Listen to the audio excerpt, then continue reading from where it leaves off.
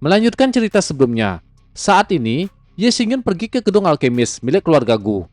Dia berencana menyembuhkan seseorang dari keluarga Gu yang bernama Gusin. Gusin ini adalah jenius teratas dari keluarga Gu. Akan tetapi, dia sedang sakit karena api iblis bumi dalam tubuhnya. Ketika mengajukan diri untuk menyembuhkan Gusin, Ye Xingyun diremehkan oleh Gusang karena penampilan Ye Xingyun yang masih muda. Sesaat, Gudan datang. Dia adalah seorang tetua agung. Dia juga adalah teman Ye Xingyun. Dengan status yang lebih tinggi dari Gusang, Gudan memperingatkannya agar dia lebih menghormati Ye Xingyun. Dan dia meminta Ye Xingyun menunjukkan kekuatan spiritual kepada Gusang. Ketika Ye Xingyun mengeluarkan kekuatan spiritual, orang-orang terkejut, termasuk Gudan. Di usia yang muda, Ye Xingyun sudah memiliki kekuatan spiritual yang begitu kuat. Untuk menyembuhkan Gusin, Ye Xingyun meminta 3 api berbeda sebagai hadiah. Hal itu membuat Gusang terkejut. Melihat kedua orang itu ragu, Ye Xingyun berbalik. Dia mengatakan tidak memiliki urusan lagi di tempat tersebut. Menyembuhkan Gusin adalah masalah Gudan. Seketika, Gudan menghentikan Ye Xingyun yang pergi. Hal itu sudah diperkirakan oleh Ye Xingyun. Dia tersenyum, kemudian menoleh untuk menanyakan apakah mereka berubah pikiran. Gudan menjawab, selama Ye Xingyun bisa menyembuhkan Gusin, sebagai penatua dia berjanji memberikan 3 api berbeda kepada Ye Xingyun. Mendengar hal itu, Ye Xingyun merasa puas. Gusang yang mendengar keputusan Gudan tidak terima. Menurutnya, Gudan harus mengambil keputusan setelah berdiskusi dengan patriark. Gudan menjelaskan, Gusin adalah keturunan paling berbakat di keluarga Gu, putra patriark dan penerus masa depan dari keluarga Gu. Menurut Gudan, patriark pasti akan setuju dengan keputusan yang diambil olehnya. Setelah kesepakatan didapat, Ye Xingyun menanyakan apa yang akan mereka lakukan terhadap wanita penjaga yang sebelumnya membantu Ye Xingyun. Gudan tersenyum. Dia mengatakan kalau mereka tidak akan menyalahkan penjaga wanita tersebut. Mendengar dirinya telah dibela oleh pemuda tampan di depannya, wajah penjaga wanita langsung memerah. Mereka bertiga pun berjalan ke tempat Gusin untuk menyembuhkannya. Sesaat, mereka pun sampai. Ye Xingyun merasakan aroma bunga gelap. Itu adalah racun api dari api iblis bumi. Pantas saja, hal itu susah ditekan. Gudan yang berada di samping Ye Xingyun menanyakan, apakah Ye Xingyun memiliki solusi? Ye Xingyun mengatakan, meski Gusin memiliki bunga gelap, namun jika itu ditekan akan sangat disayangkan. Gusin yang sebelumnya tidur, saat ini terbatuk. Gudan yang merasa khawatir, dia menanyakan bagaimana kondisi Gusin. Gusin yang terbangun menanyakan siapa pemuda di depannya. Gudan memperkenalkan namanya adalah Ye Xingyun. Dia juga mengatakan Ye Xingyun ini akan menyembuhkan roh jahat dalam tubuh Gusin. Gusin menakupkan tangan. Dia merasa senang akan disembuhkan. Gusin ini cukup ramah dengan Ye Xingyun. Hal itu juga dirasakan oleh Ye Xingyun. Ye Xingyun mengatakan Gusin ini tidak memiliki kesombongan seperti bangsawan lainnya dan tidak meremehkan seseorang dari usianya. Ye Xingyun merasa lebih senang dengan hal itu. Kemudian meminta Gudan dan Gusang meninggalkan mereka berdua, karena Ye Xingyun akan melakukan penyembuhan. Mereka berdua keluar dari kamar Gusin. Gusang menanyakan, apakah Gudan benar-benar yakin kepada pemuda tersebut? Gudan menjawab, kalau dia yakin, dan ketika ada masalah, dia siap bertanggung jawab. Kembali ke dalam kamar, Ye Xingyun bertanya, apakah Gusin percaya dengannya? Gusin pun menjawab, kalau dia percaya. Mendengar hal itu, Ye Xingyun menyuruh Gusin menutup matanya. Ye Xingyun mulai mendekatkan wajahnya. Hal itu membuat Gusin merasa aneh. Dia bertanya, apakah dia perlu melakukan sesuatu yang lain? Ye Xingyun menjawab, Gusin cukup berbaring dan rileks. Apapun yang dilakukan Ye Xingyun, Gusin tidak boleh memberontak. Ye Xingyun meminta Gusin membayangkan seolah-olah tidak terjadi apapun. Wajah Gusin memerah. Entah apa yang dilakukan Ye Xingyun, tidak ada yang tahu. Sebuah teriakan terdengar di dalam kamar Gusin.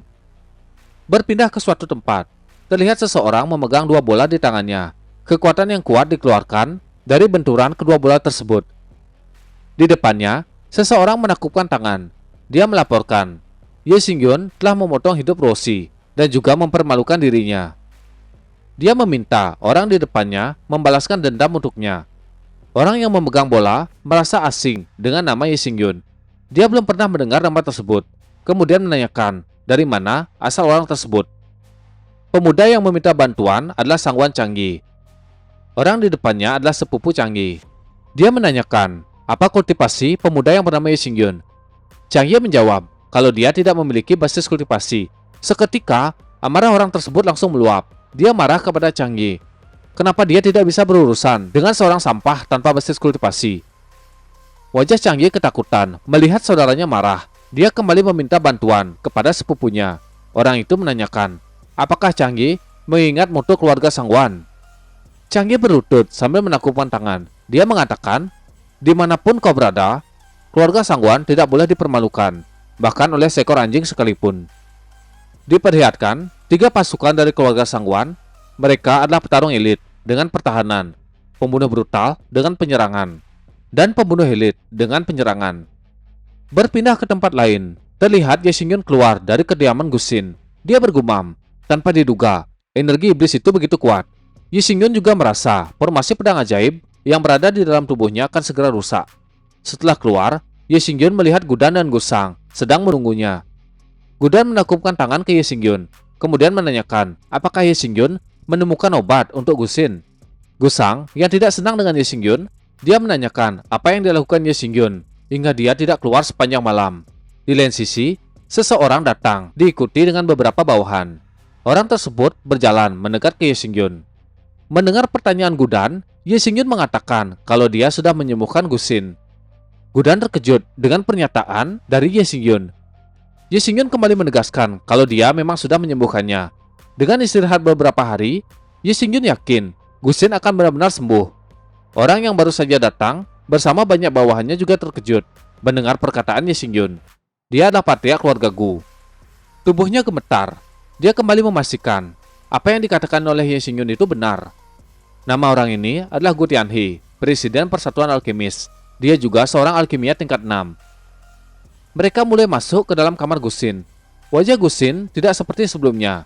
Gusin berkata ke ayahnya, bunga gelap dari api iblis bumi sepenuhnya telah menghilang. Dia sangat senang. Gusin menoleh ke Ye Xingyun, mengatakan dialah yang telah menyembuhkannya. Ye Xingyun mengatakan, semua itu karena Gusin bisa menahan rasa sakit dari api iblis bumi.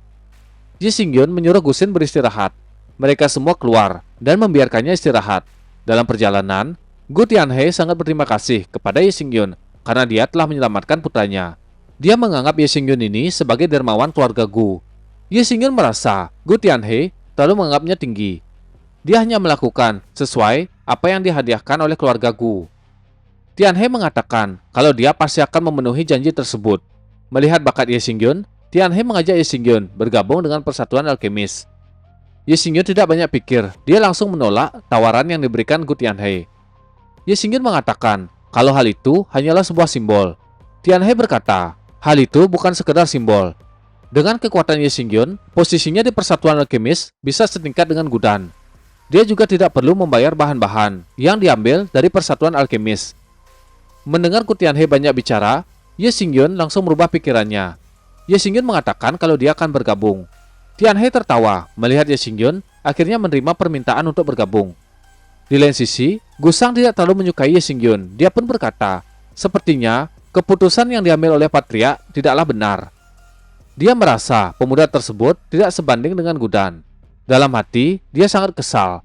Posisi tersebut lebih tinggi darinya. Gu Tianhe menoleh ke Gusang. Kemudian dia mengatakan, secara alami, Persatuan Alkemis menggunakan standar alkemis untuk mengukurnya. Setelah itu dia menoleh ke Gudan dan meminta pertimbangannya. Gudan mengatakan kalau dia tidak memiliki keluhan. Mendengar hal itu, Patria akhirnya mengambil keputusan. Karena Gudan tidak memiliki keluhan, mulai sekarang Ye Xingyun akan menjadi wakil presiden Persatuan Alkemis, sama seperti Gudan. Wajah Gusang langsung jelek. Dia benar-benar tidak menyangka Ye Xingyun ini akan menjadi wakil presiden Persatuan Alkemis. Melihat hal itu, Ye Xingyun berkata, saudara Gusang, meskipun aku adalah wakil presiden dari Persatuan Alkemis, aku memiliki status yang lebih tinggi darimu. Tapi, dalam hal usia, kau masih di atasku. Seketika, Gusang langsung terkejut hingga dia pingsan mendengar kenyataan yang dia hadapi. Ye Xingyun merasa kalau Gusang ini terlalu bersemangat. Gudan mengatakan kalau Gusang terlalu berpikiran sempit, jadi dia tidak bisa mencapai alkemis tingkat 6. Berpindah ke penginapan kota selatan. Ye Xingyun sudah pergi dari keluarga Gu. dan datang ke penginapan kota selatan. Dia berjalan, menaiki anak tangga. 3 orang utusan dari keluarga Sangguan sudah ada di sana. Mereka mulai berdiskusi, melihat sasaran pembunuhan mereka. Sesampainya di lantai 2, Ye Xingyun merasa terkejut. Qiu Shuang menatap Ye Xingyun. Dia mengedipkan mata, memberikan kode kepada Ye Xingyun. Ye Xingyun yang merasa tidak paham, menyuruh Qiu Shuang mengatakan apa yang ingin dia sampaikan, tanpa perlu mengedipkan mata seperti itu. Cai Ling yang melihat Ye Xingyun, dia mengatakan kalau Ye Xingyun ternyata berani datang. Ye Xingyun mengatakan kenapa dia tidak berani datang. Apakah karena 3 orang aneh yang ada di bawah? Qiu Shuang berkata, ketiga orang itu adalah pembunuh paling kuat dari pasukan Sangguan. Ye Xingyun bisa dibunuh oleh mereka. Cai Si mengatakan ketiga pasukan elit dari keluarga Sangguan itu berada di sini untuk membunuh Ye Xingyun. Demi keselamatan Qiu Shuang, dia menyarankan Ye Xingyun pergi sesegera mungkin. Kakek San juga berpikiran sama. Dia menyuruh Ye Xingyun segera pergi. Mereka takut kalau kejadian terburuk akan terjadi. Akan tetapi, tanggapan yang diberikan oleh Ye Xingyun acuh tak acuh. Dia menuangkan segelas minuman. Melihat sikap Ye Xingyun, Qiu Shuang langsung mengambil gelas. Dia berteriak, "Apa yang kau lakukan? Kenapa kau begitu santai dengan keadaan ini?" Ye Xingyun tertawa melihat Qiu Shuang sangat khawatir. Hal itu membuat Qiu Shuang kesal. Dia meneriaki Ye Xingyun, "Saudara Xingyun, kau masih sempat-sempatnya tertawa ketika seseorang memberitahumu sesuatu yang serius." Dinding di depan tempat mereka makan langsung hancur. Debu berterbangan. Seseorang menghancurkan dinding tersebut. Qiu Shuang mempersiapkan diri. Dia berencana mengulur waktu agar Ye Xingyun bisa pergi.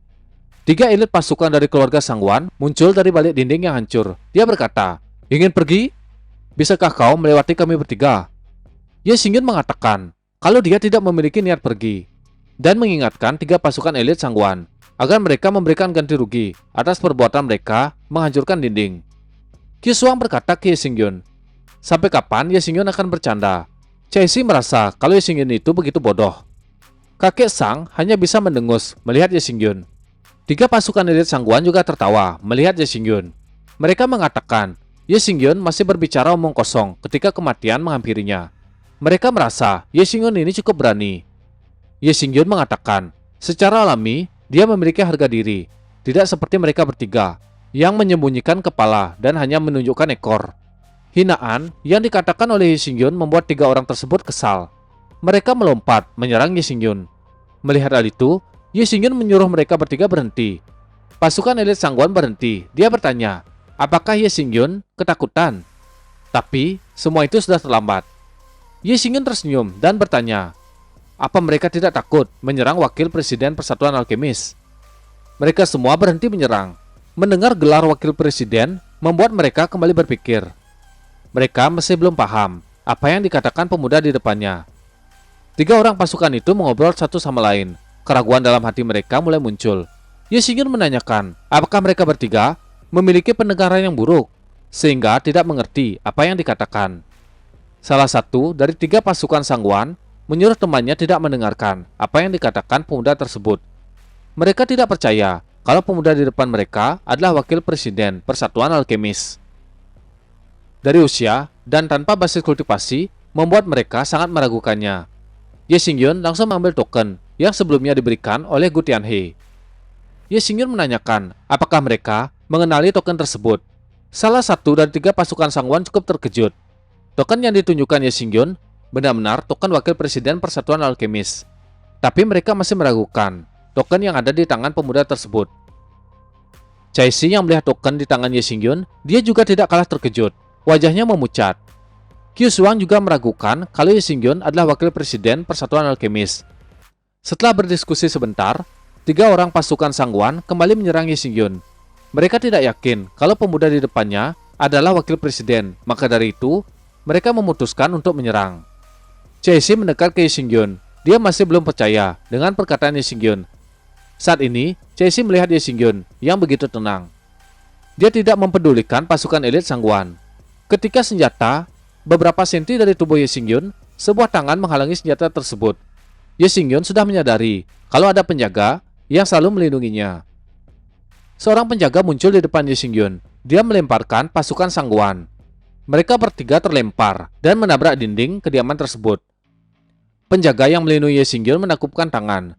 Dia menyapa Ye Xingyun sebagai wakil presiden Persatuan Alkemis. Tiga pasukan sangguan itu terkejut melihat tindakannya. Mereka benar-benar tidak percaya. Ada tim divisi 3 dari Persatuan Alkemis. Orang ini bernama Pang Long. Tim divisi 3 Alkemis berada di alam kaisar lapisan pertama. Ye Xingyun bertanya kepada Pang Lao, apakah dia bisa melawan 3 orang sangguan. Pang Lao menjawab kalau hal itu bukanlah masalah. Kemudian dia melirik 3 orang sangguan yang membuat mereka bertiga ketakutan. 3 orang sangguan mencoba menjelaskan apa yang terjadi. Akan tetapi, Pang Long tidak mempedulikan alasan tersebut. Tekanan yang begitu kuat dikeluarkan oleh Pang Long yang membuat mereka bertiga berlutut. Salah satu dari 3 orang sangguan mengatakan kalau mereka tidak mengetahui pemuda tersebut adalah wakil presiden. Pang Long sangat marah. Dia mengatakan, apakah salah satu dari mereka tidak mengetahui token wakil presiden Persatuan Alkemis? Salah satu dari mereka mengatakan, kalau mereka berpikir token yang ditunjukkan pemuda tersebut adalah palsu. Sebuah tangan menekan kepala orang yang berbicara, menghantamkannya ke lantai. Wajah Pang Long sangat menyeramkan. Dia benar-benar marah dengan perbuatan yang dilakukan oleh para prajurit sangguan. 2 orang lain ketakutan dengan Pang Long. Mereka sudah mengetahui bagaimana kekuatan Pang Long ini. Seorang tuan muda dari keluarga sangguan datang bersama dengan Chang Yi. Dia bertanya ke pasukan keluarga sangguan, apa yang sedang terjadi, kenapa mereka dipukuli. Pang Long yang melihat tuan muda keluarga sangguan mengatakan, 3 bawahannya telah menyinggung wakil presiden Persatuan Alkemis. Karena itu, Pang Long memukul mereka. Tuan muda sangguan menanyakan, bagaimana bawahannya bisa menyinggung wakil presiden. Ye Xingyun yang mendengar itu berkata, bukankah itu tuan muda Chang Yi? Apakah kau kehabisan uang lagi? Dan kau datang ke sini meminta uang kepadaku? Melihat Ye Xingyun, emosi Chang Yi langsung meluap. Dia berteriak, kau bajingan! Ayo kemari, aku akan melawanmu sampai mati. Tuan muda sangguan menghentikannya. Ye Xingyun duduk dengan santai. Dia berkata ke Pang Long, kalau Chang Yi ini telah menghinanya di depan umum. Secara terbuka, dia menantang Persatuan Alkemis.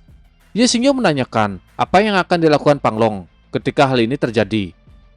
Pang Long tidak banyak berbicara. Dia sudah mengerti apa yang harus dilakukan. Di lain sisi, Chang Yi kembali berteriak, mengatakan Ye Xingyun adalah seorang pengecut. Dia juga menanyakan apa hubungannya dengan Persatuan Alkemis. Tuan muda sangguan mencoba menjelaskan, akan tetapi Pang Long sudah berada di sampingnya. Dia bergerak, menyerang Chang Yi. Seketika, tuan muda sangguan terkejut. Pukulan berat mendarat pada dagu Chang Yi, hingga dia terbang menembus bangunan. Ye Xingyun yang melihat itu hanya mengatakan, dia terbang sangat tinggi. Sikapnya begitu santai. Sesaat kemudian, Chang Yi kembali mendarat setelah sempat terbang tinggi. Ye Xingyun menunjukkan sebuah token kepada Chang Yi dan menanyakan apakah Chang Yi mengetahui token tersebut. Belum menyelesaikan perkataannya, Chang Yi sudah terjatuh dan pingsan. Tuan muda sangguan menanyakan apakah pemuda di depannya yang bernama Ye Xingyun. Ye Xingyun menjawab, apakah nama seorang wakil presiden dari Persatuan Alkemis bisa dipanggil begitu saja? Ye Xingyun melirik ke Pang Long, kemudian dia memerintahkannya maju untuk memberikan pelajaran kepada tuan muda sangguan. Akan tetapi, tuan muda sangguan memperingatkan Pang Long kalau dia adalah putra langsung keluarga sangguan. Dia adalah anak patriark sangguan. Ye Xingyun menyela dan menyuruh Pang Long memukulnya dengan sangat keras. Dia akan bertanggung jawab atas konsekuensinya dan tidak ada hubungannya dengan Pang Long. Mendengar itu, Pang Long sangat senang. Dia mengepalkan tangan, bersiap menghajar tuan muda sangguan. Sebuah pukulan mendarat pada wajah tuan muda sangguan yang membuatnya marah. Dia berteriak ke Ye Xingyun, mengatakan kalau keluarga sangguan bukanlah orang yang bisa disinggung. Bagi yang berani melakukan hal itu, mereka pasti akan membayar harganya. Ye Xingyun tidak mempedulikan ancaman tersebut. Dia menyuruh Pang Long melanjutkan pukulan. Pang Long sangat senang. Dia bisa meregangkan beberapa otot dengan memukul tuan muda sangguan. Tuan muda sangguan merasa takut karena pemuda yang bernama Ye Xingyun benar-benar gila. Dia tidak mempedulikan ancamannya. Pukulan terus mendarat pada wajah tuan muda sangguan. Pang Long tertawa senang bisa memberikan pukulan. Tuan muda sangguan terus memberikan ancaman, akan tetapi Pang Long mengatakan kalau itu adalah kesalahannya sendiri karena dia telah memprovokasi wakil presiden Persatuan Alkemis. Sebuah injakan mendarat pada punggung Chang Yi yang membuatnya memuntahkan seteguk darah. Itu adalah kaki Ye Xingyun. Dia menginjak tubuh dan harga diri Chang Yi. Chang Ye yang sudah sadar, dia mengadu ke Tuan Muda Sangguan atas tindakan yang dilakukan oleh Ye Xingyun kepadanya. Merasa kesal, Ye Xingyun mengambil pedang di pinggangnya. Dia berkata, "Sangguan Chang Ye, aku memberikanmu kesempatan, tapi kau tidak menghiraukannya." Pang Long juga terkejut dengan tindakan berani yang dilakukan Ye Xingyun. Pedang dikeluarkan, kemudian diarahkan ke Chang Ye. Ye Xingyun mengatakan kalau semua itu sudah terlambat. Sesosok tangan mendarat pada tubuh Ye Xingyun. Kekuatan yang kuat mengalir dari tangan tersebut. Pang Long juga terkejut dengan kejadian tiba-tiba ini. Seorang pria berjenggot memanggil Pang Long. Dia meminta Pang Long memberikannya penjelasan. Mata orang itu menyeramkan. Dia benar-benar marah dengan apa yang telah dilakukan Pang Long. Orang ini adalah patriark keluarga Sangguan, Sangguan Qianqiu. Dia berada di puncak tingkat 9, alam ekstrim kaisar. Tuan muda keluarga Sangguan menangis. Wajahnya bengkak. Dia memanggil ayahnya. Qianqiu adalah ayahnya. Qianqiu bertanya, apakah wajahnya terluka karena orang-orang tersebut. Kemudian dia menatap Pang Long, menyuruhnya memberikan penjelasan. Pang Long mengatakan, Sangguan Chang Ye dan Sangguan Yeman ingin membunuh wakil presiden Persatuan Alkemis. Belum menyelesaikan perkataannya, sebuah tangan dihentakkan kepada Pang Long. Tangan itu milik Qianqiu. Pang Long terpental oleh kekuatan yang kuat dari Qianqiu.